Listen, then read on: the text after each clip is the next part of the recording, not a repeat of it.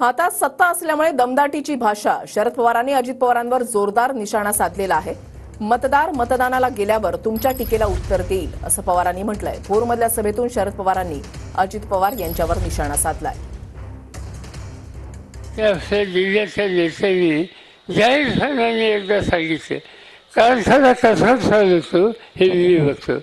आणि तुम्ही नेते झाला, तुम्ही मुख्यमंत्री झालात, सत्ता तुमच्या हातात आली.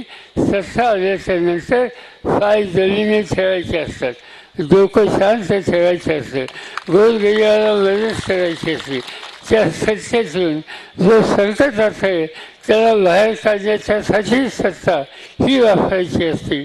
आज राज्याचे काही प्रश्न असतील तर ते प्रश्न सोडवण्याचा अधिकार, जबाबदारी या जिल्हा मंत्र्यांना टाळता येणार नाही. ती जबाबदारी फार फायद्याची नाही आणि इथे दमदाटी करायची.